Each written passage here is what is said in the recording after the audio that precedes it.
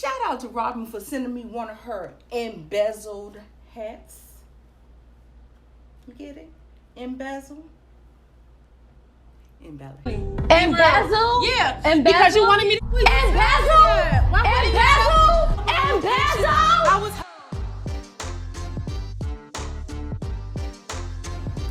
Hey you guys, it's me, it's Nita, and I am back for another TV recap review of The Real Housewives of Potomac, Season 5. This is episode 15, Portugal Bye, aka Portugal Bye. So, yes, did y'all embellish? It's like, no. I'm just playing. Anyway. We opened up the episode with Gizelle checking on Jamal.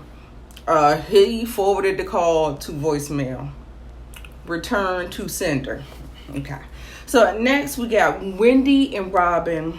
They're talking about the countersuit that was filed against Candace by Monique. And of course, you know, they're team Candace. And so they're like, oh, well, I can't believe she's doing this. She definitely doesn't have no remorse now. Whoop-de-whoop-de-whoop. So they just going on about that. Nothing to see here. Next, Candace is talking to Cliffy on the phone, and she is still pissed. Monique is still a rusty, raggedy bitch. That's what she said. That's what she said in the last episode. So yeah, so she said, so it's good for me. I'm going off the grid. Go to another part of the world. Now I have to deal with him, try to get recentered. Next, Monique and Karen meet at a place to eat. It looks like a diner.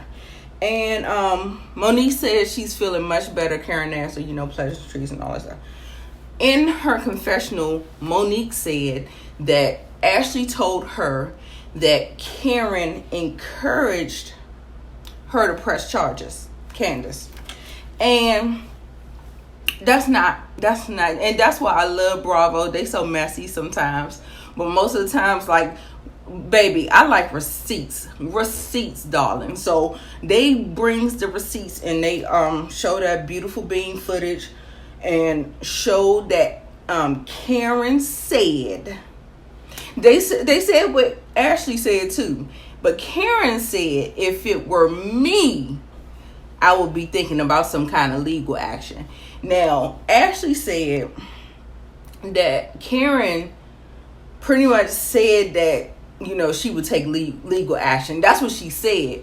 But Monique then already misconstrued it into something else.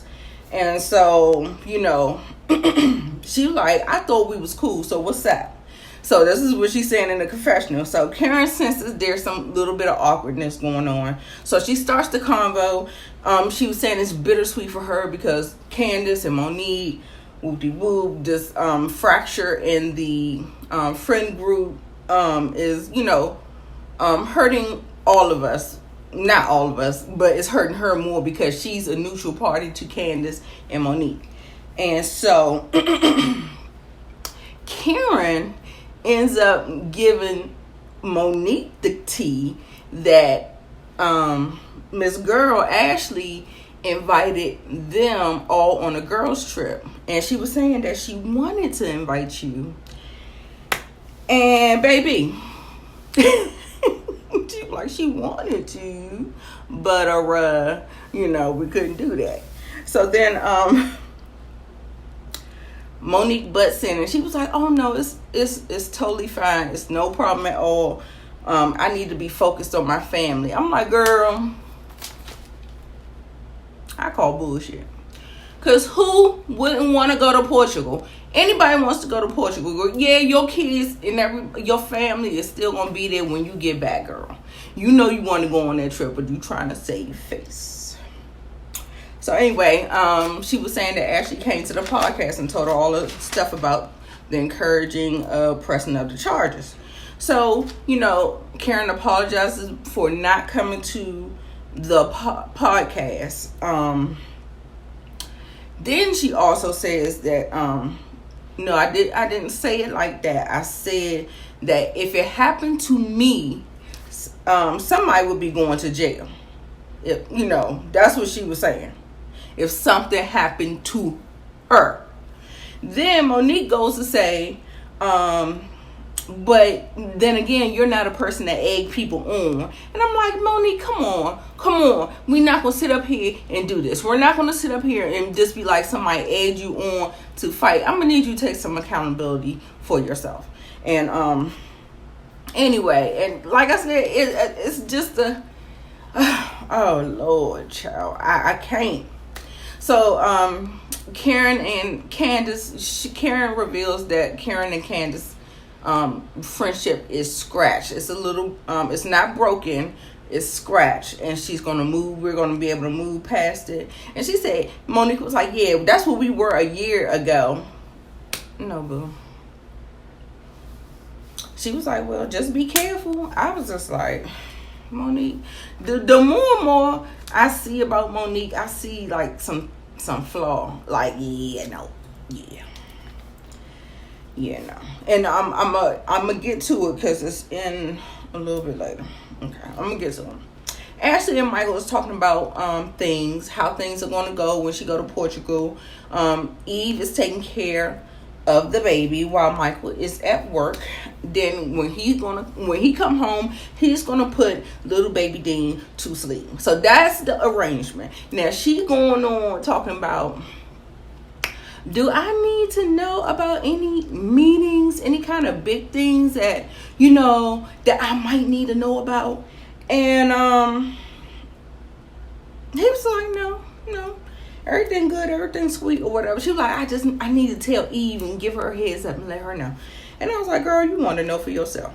But then she goes right forward and just say, are you gonna behave this weekend while I'm away? So she pretty much, she was alluding to it. So I was surprised she put that on the end of it, because I knew what she was getting to, but she just got to it. So yeah, you got to get to it. And then she talking about, I know you said that sometimes that you just need to talk to me and all this stuff before you do it, or if you something and I might can talk you out of it or something like that.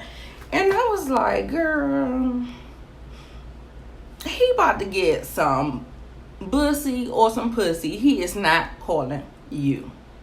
Period. Put a button on that, because that's not how that works.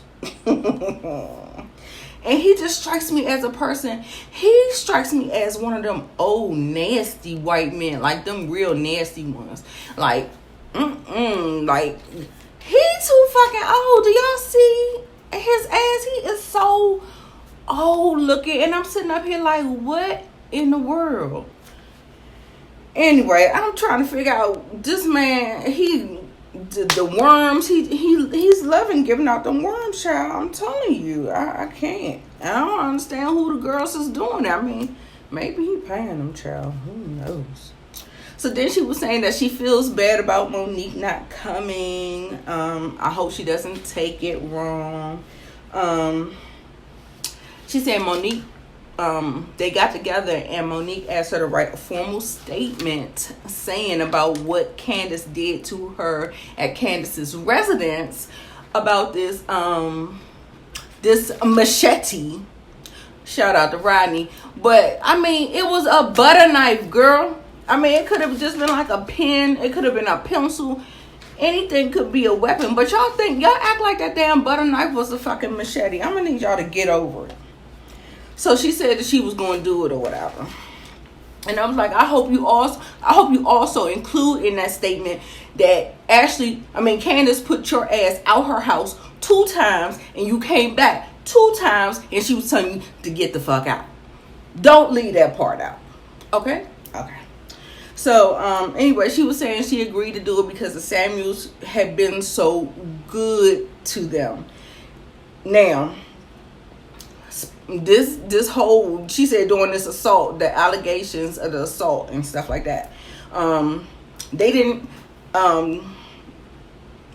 so you remember when the whole thing happened and we were at the reunion, they played it, and they was like, Monique, they was in your basement, you don't have cameras, you got cameras all over your house, you don't have any cameras in your basement, you didn't catch anything. And Monique was like, no, And that's what I'm saying. Like, Monique be lying. Like, she likes to put on airs and fronts. And it's just not worth it to me. I mean, I don't know. What do y'all think? I don't know. I'm like, girl. So anyway, so coming around to the allegations, right? Because you remember, they didn't have that beautiful bean footage. However, like 3 weeks ago or a month ago, that beautiful bean footage did surface. Somehow was leaked to the blogs. And yeah, we saw Michael grabbing a whole ass cheek of one of the producers and a cameraman that was in the area. So so I'm thinking excuse me, I'm thinking that somewhere along the lines of when this aired, Monique and Ashley ain't fucking with each other. Monique ain't fucking with Ashley like that no more. So because with that footage surfacing, she was saying that they was close and all, but girl. Also, she said that she told Monique that they were in an open marriage, and she never told anyone in the group. That's because she good at holding lies and lying and omitting the truth and stuff like that. You know what I'm saying? So she said, but she never told anyone in the group. So the producer was like, wait, what? You said Monique knew that y'all was in an open marriage? And Ashley was like, yes. So next, I got, girl, Michael is still in an open marriage. You haven't gotten the memo. You trying to close it, girl, he's still in an open marriage. So anyway, they got him at the airport. Karen wanted to sit with Wendy, so she swapped seats. And Wendy's confessional, cause I'm telling you, Wendy don't see it for Karen. But I don't think she don't see it for Karen. Cause I was about to say, I almost thought she was doing it for. I was almost trying to say that she was trying to do it for. You know, the new girl always have to come out after the big dog. They get the most footage, they get the most time, the most camera time. So if you beefing with them, you sure to get some camera time. So yeah, she was saying, I promise not to call anybody a bitch. She said, well, I'm gonna try. I was just like, girl, you can't even sit by the girl. When do you do too much for me? Bitch. When they got to the airport, I mean, when they got to Portugal and they got off the planes and they went, they went and was getting in the shuttle, the van or whatever to go to the damn hotel. Baby, when I tell you Karen hit her.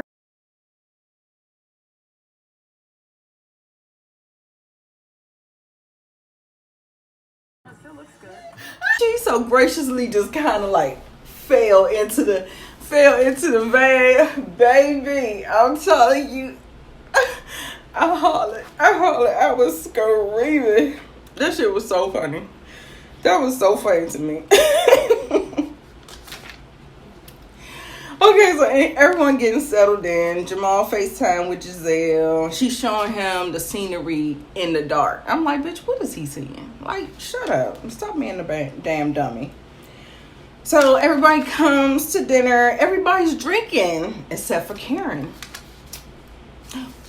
Why is she not drinking, you ask? What is she drinking, you ask? No, everybody else is drinking, and she's drinking milk. Who said? Somebody said. Giselle was like, cow's milk? I was like, bitch, what you mean? Like goat milk? Like, I mean, what are you saying? Like, I'm trying to figure out what else was you talking about. Baby. Okay, so I don't know how familiar you guys are with Real Housewives of Potomac, but she gets on these blogs, go on these interviews and all this stuff, and we already seen Karen drunk in action. It's not a pretty sight, baby. It's not. It's not. So Miss Karen said, since she can't trust these ladies because when she was intoxicated around them, somebody carried some information back to the group as if it was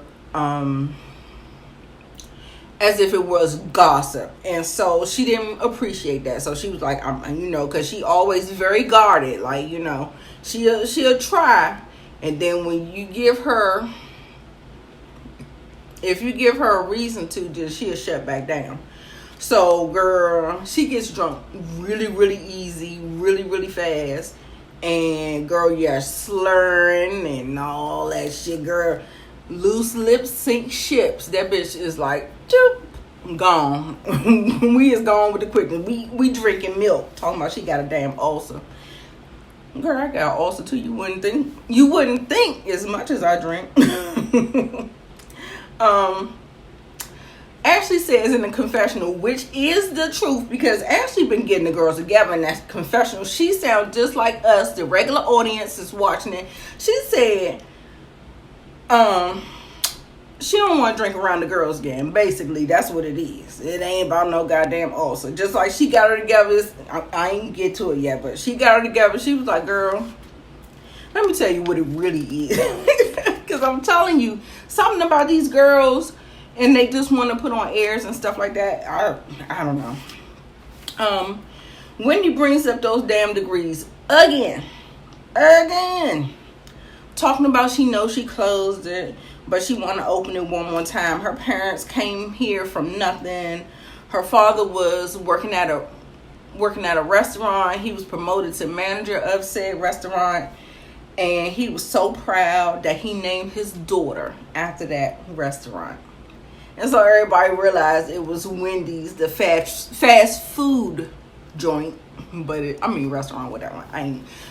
Look, Wendy, girl, you got it, girl. I ain't got time for you with that. I thought it was a cute story. It was cute, but you still ain't have to bring up them damn degrees, girl. Period. You did not have to. You could have just said a little sweet story about your father. Ain't had shit to do with no goddamn degrees, girl. Quit it.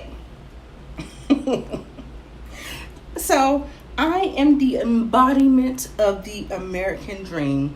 Blah, blah, blah. Wah, wah, wah, wah, wah, wah. That's what it sounded like to me. I was just like, girl. Karen apologizes again. Karen has apologized to this girl, I know, at least 5 times. At least. She apologizes again. She said, and they get into this heated back and forth or whatever. Like I said, the new girl always got to come for the big dog, and Wendy is just that. And Wendy said, okay, I'm gonna shut it down now, because I'm gonna put a button on it and fasten it. It's been fastened. Then they start talking about this punani drink, and they keep saying that's punani means for JJ and all this stuff. Okay, whatever. So the next so then of course speaking of punani, so Ashley, how are you and Michael? And how's your punani too? I was like, what kind of fucking question is that? I'm like, Giselle, you just a nosy bitch. You keep everybody else shit stirred up and dramaed up that it just don't make no sense. Like, why do you think I want to keep on rehashing what's going on with me and my husband and stuff like that? Like, if I have something to share, I will share it. But other than that, we're not going to be sitting up here. You keep grilling me about my husband. So, anyway, she talking about she feeling much better. She's back to 100% in her marriage. Giselle was like, oh, that was quick. From 60 to 40 to 100. And then I was like, so basically, right now, Ashley is in a weird position where she has to defend her husband. When you deal with these type of situations in relationships, you kind of have to defend your husband. especially if you ain't going nowhere. If you're gonna continue to put up with it, you might as well just gloss over and just act like everything is fine anyway, and just kind of be like, because she gotta pretend the bad behavior of Michael's cheating ass doesn't exist, because here she go pregnant with baby number 2. So that's why it's like, when you're having problems in your relationship and you tell your family, then next thing you know, your family start hating the other person and all this other stuff, and then you stupid ass go right back to them, and then don't nobody like them but you back with them. Yeah, that.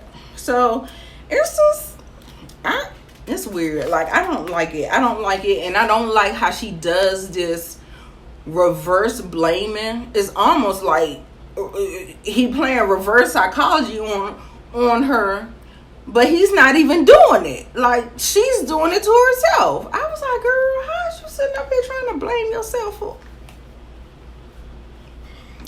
internalized misogyny? Then they start talking about that whole I came from Jesus, and that was Candace and Winnie and all that stuff.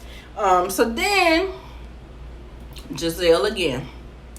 So Karen, have you heard from Ray? Karen was like, yes, I have. And she was like, you know what? She clocked that shit so fast. She was just like, you know what? So she was like, so have you spoken to Jamal? Have you seen Jamal? And so she was like, yeah, I did. I spoke to him. He's busy doing business deals, church, and all this other stuff. And she was like, I don't see him support you. Is he proud of you? I said, ooh. I always see him. You're always alone in all the events at Potomac. Nobody's there to support you in that way. He's never there. Is he not proud of you, Giselle? I was like, ooh. She felt that head crawling up her ass, so Gizelle started getting defensive. She knew Karen was about to come after that ass. So then, she said, I haven't brought him around the group. She said, it's nothing personal. Like, whenever we did something, we kind of filmed off camera, or we weren't around the group in a group setting. But she was like, it's nothing personal. And then Wendy said, I think all of our husbands are booked and busy, baby. But they still show up for us. She said, well, he doesn't live in my house. He doesn't live in Potomac. He lives 8 states away. So then Karen says, Gizelle got all these requirements about our relationships with our husbands, but she doesn't have any requirements of hers. This is not acceptable. So Whitney was like, yeah, he is very much proud of me. She said, a proud man is with his woman. I said, ooh. So she was coming. I'm telling you, she on that ass. And I like when Karen get a motherfucker together. She don't put, when she put one foot on the neck, she like, hold on, bitch, let me put this other foot on your neck. I'm gonna get your ass back. And so she just kept on going back and forth. She was like, just, has anyone seen Jamal? Has anyone seen him? I was cracking up. Then Robin must have started feeling her pussy lips, and then she jumps in and say, well, if the relationship is special, you can share it with us, right? Gizelle shot Robin a look.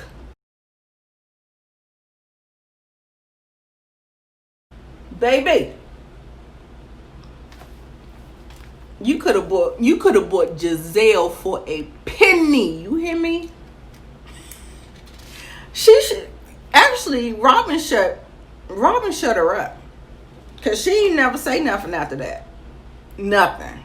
She was just sitting there on stupid. She was. they was getting that ass. They gonna get her ass again. Hold on, I'm coming.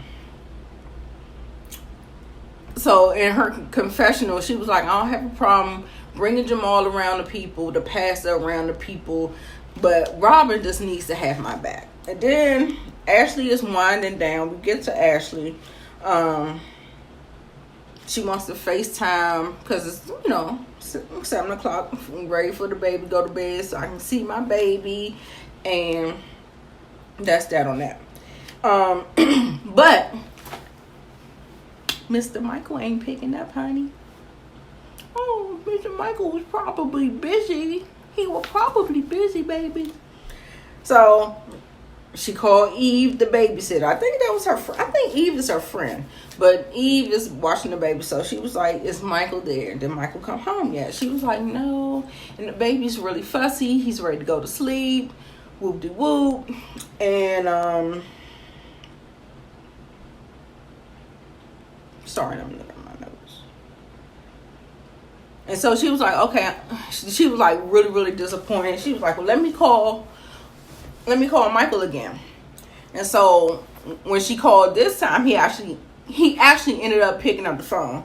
So he picked up the phone and he was like, hey babe. He probably was like distracted. He missed that first call. Then he was like, hold on, this is my wife. I'm gonna get her off the phone real quick.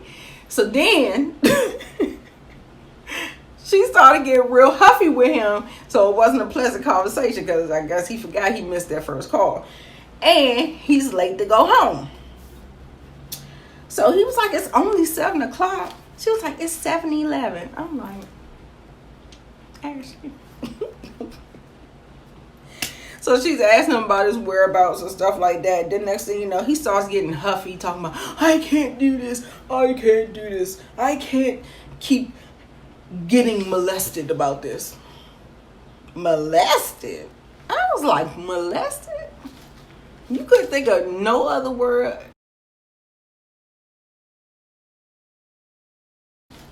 You couldn't think of no other word other than molested? Okay. He was like, this shit is crazy. And he hung up the phone in her face. I said, World War III. Hang a phone up on me.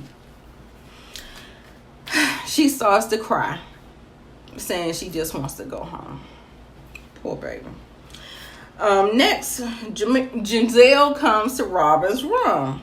She was like, bitch, I didn't tell you to start feeling your pussy lips. Give them back to me. Give them back to me.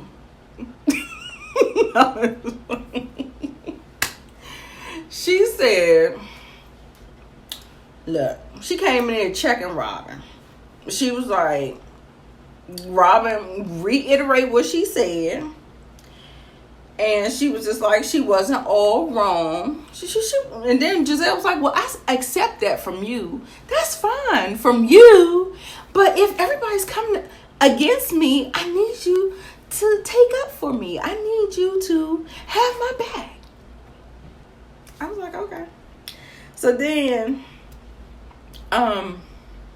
Robin says in her confessional, if the relationship is real, why not share it? Why is he a mystery man? So, do Miss Robin know something that we don't know? No, baby, we already know. Because they look like old buddies, old pals, old chim. Like, hey, my buddy. Wherever I go, he goes, my buddy. That's what they look like to me. I'm like, I don't even understand how they got all them kids together. You definitely know they is over each other. Like, no feelings whatsoever. Done. No chemistry, no nothing.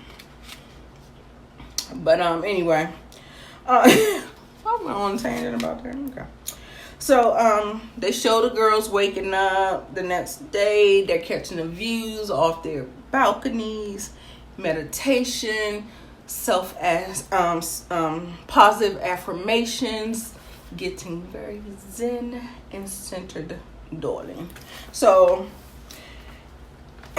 Karen goes to Ashley's suite. It was nice. It was real nice. She was telling her that she feels like that Giselle and the friend group is asking too much and getting in too much of our business, and we don't have the same access to her life. And and so Ashley Confessionals hit the nail on the head one more time. She said, let's be clear, Karen got a check that she is trying to cash for Gizelle's ass.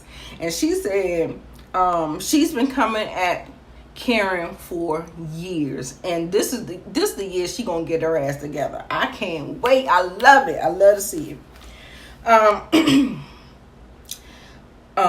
Yeah. And then Bravo shows the beautiful bean footage, baby. Y'all told you they pulls them receipts, and she was like, it's about respect. So Ashley shares that Michael called her back after making her upset that night, and apologizes. He talking about he shouldn't have done that. Like, how old are we? You almost 80. You know goddamn well you shouldn't did that. Anyway, and then she starts to blame herself. That whole internalized misogyny. It's almost like that thing. Mothers blaming themselves because the father has abandoned the child. You know what I'm saying? Like, for some reason, fatherless children is the mother's fault. Like, you see what I'm saying? Like, miss me with that bullshit. She said she blames herself for overreacting. Karen is like, I'm so worried about Ashley. This is not okay. She said him being late to go home should not put you in a tailspin like that. There is trust broken. You know what I'm saying? The trust is broken. And it's never good when you let other people into your relationship. And so she's learned that the hard way. Okay, so they meet up at the lobby. Karen doesn't hit her. She doesn't hit her head this time. I put it in my notes.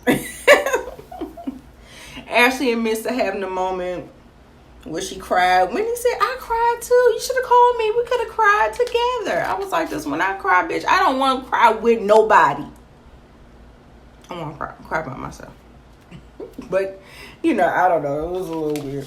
But anyway,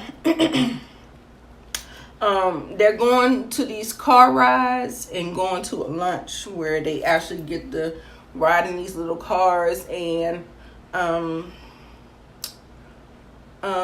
just view the city. It's like a tour of the city, like a overhead shot, which was very, very nice. Very, very nice. They got off the thing. They was all dizzy and disheveled and shit.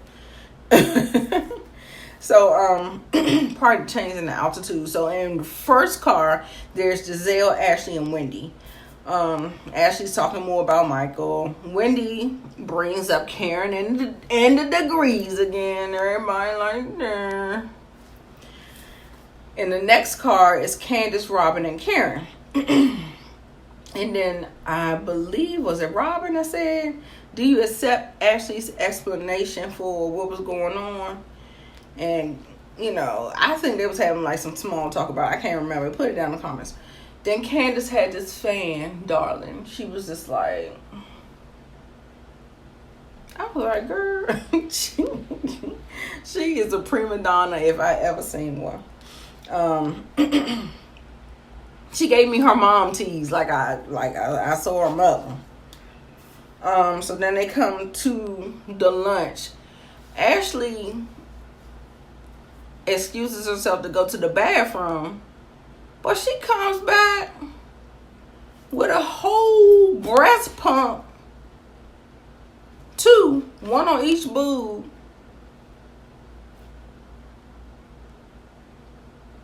And just sit at the lunch table while everybody eating, and we just sitting there with your titties out, pumping milk in front of everybody while we trying to eat.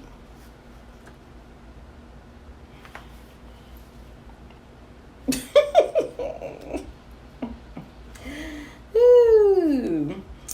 Of course, here we go again. Miss Gizelle. That bitch, she brings the shit. She brings the sugar honey iced tea. Oh, what about the status status of y'all friendship? Is everything okay? Karen was like, who, me and Wendy? She was like, yeah, we fine. She put a button on it, right? Then Wendy said, I sure did, but now I want to reopen the button. I said, I want to throw this book across the room.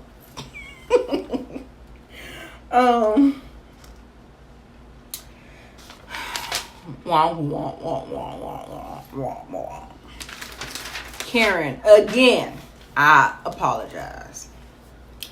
Giselle and Karen gets into it, baby. I told you they was gonna get back into it because I'm telling you, Karen made sure she had that one foot on that neck. She's like, bitch, I'm gonna put that other one on it too. So, she was like, well, what about what we were discussing? And she was like, she tried to clean it up a bit.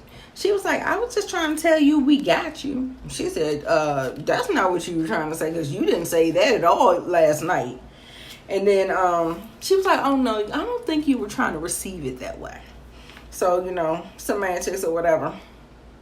Karen said you asked about Ashley and Michael. You asked about me and Ray. And why is your business always exclusive? Nobody knows anything or can ask anything about Jamal. She said, honey, Jamal lives in your phone. Candace was like, lives in your phone? She was like, you walk around demanding all of our business while never divulging any of yours. You try to get our business so you can rub it in our faces. But if you want to be superficial friends, we can do that. We can do that because you don't give us shit but shit. Yes. Yes, Karen, tell her. Stop being so goddamn nosy.